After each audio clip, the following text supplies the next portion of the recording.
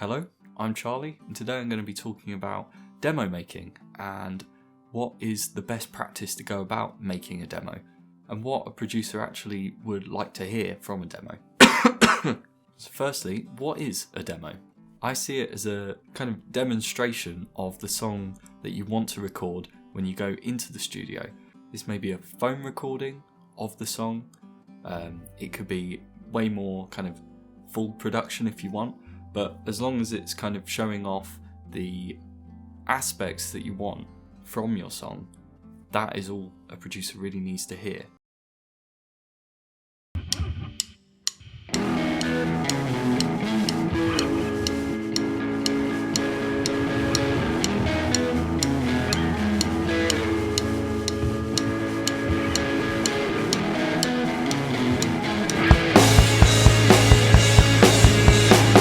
A demo should really come from a polyphonic instrument like an acoustic guitar or a piano and a vocal if it has a vocal. Just so the producer can have a bit more of a better idea about the chord progression. The intent that the chords have along with the vocal is really important. One thing that a lot of people seem to do is to try and make their demos a studio quality, which is really not the point of a demo. All the demo really needs to do is convey the emotions and the intent of a song, just so the engineer can get the recordings correct when you go into the studio. You know, like the mic placements and the type of production styles that producers would use for the song that you're trying to make. Secondly, I'd like to talk about what a producer can actually get from the demo. So in terms of drums, a producer may be able to take from the demo the type of miking styles that they would use for the song. So say it's more of a 60s song, you might not want to go for a full-on modern recording technique. You may want to go for a Glyn Johns method instead, and you may have slightly less mics on the drum kit. For the guitars, they may just want to hear the song and they can just kind of tell what kind of amp voicing would work well for that song. And then also, from the genre of the song, the producer can work out what kind of vocal productions they would put on the song for you.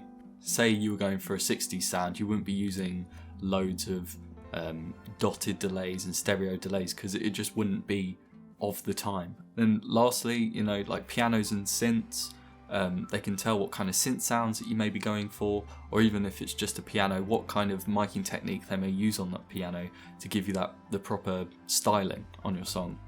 They also may be just looking for the kind of vibe of the band, you know, like from the song you can tell so much about the intent of the band, and the demo or song may match up well to live tracking, you know, with the live antics that you have, or it may require a slower approach where you do it instrument by instrument. It really depends on the kind of band that you are. So obviously I've already said about recording with a phone, as long as it's balanced and you can hear everyone, there's no problem with that. But I just wanted to talk a bit about the equipment that you may want or may use to create a demo to a good quality that would please a producer. Obviously, I want to try and make this as cheap as possible and as accessible as possible. So here we go.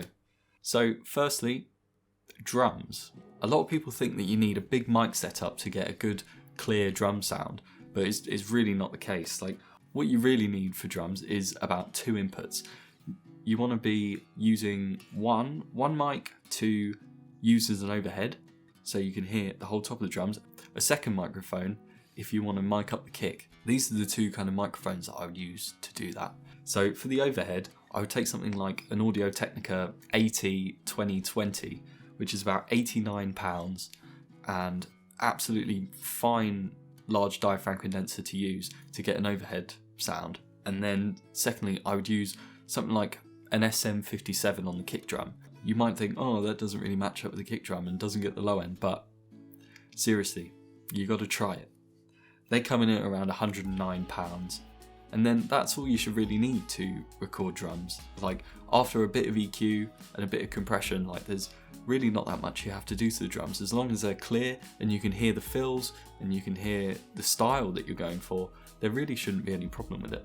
Guitars and bass, very simple. If you have a Focusrite Scarlett 2i2, you could just plug it straight into the interface and then use GarageBand or Logic's amp sims Or if you're using something on Windows, I had a little Google and I found a free amplifier sim called Blue Cat's Free Amp that looked more than enough to get you to your desires with the demos.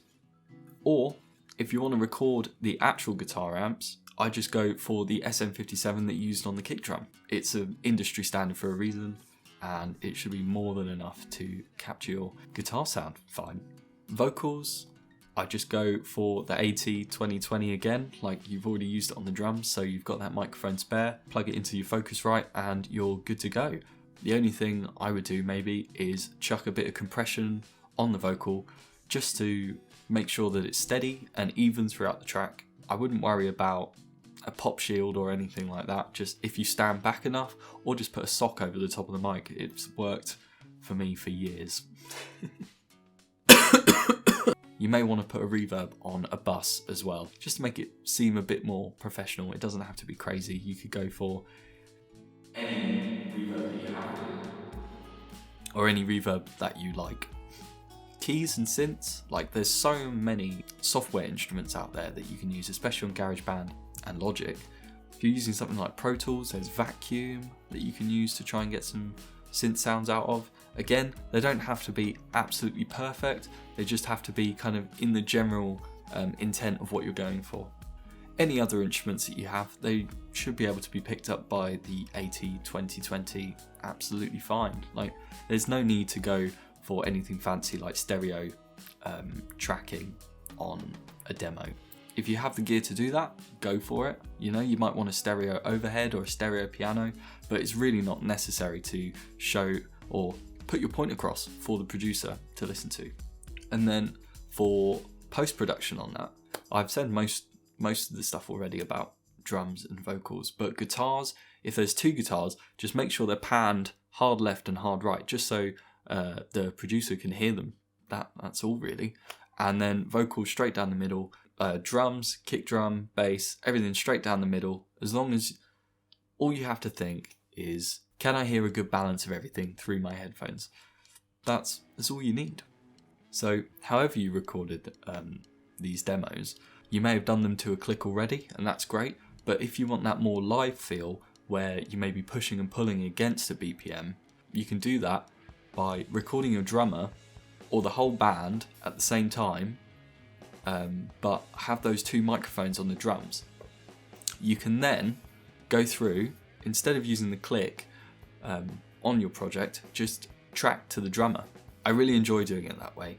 It gives a more live feel and a less kind of clinical feel to your recordings. Being able to flex your BPM to the way you would play it live, there's just something more human and more natural about it to my ears. The way I flex the tempo to the song is by taking that drum recording that you have, importing it into Logic or Pro Tools or whatever you use, automating the BPM of the track every 8 to 16 bars, depending on if it's still lining up with what you're doing.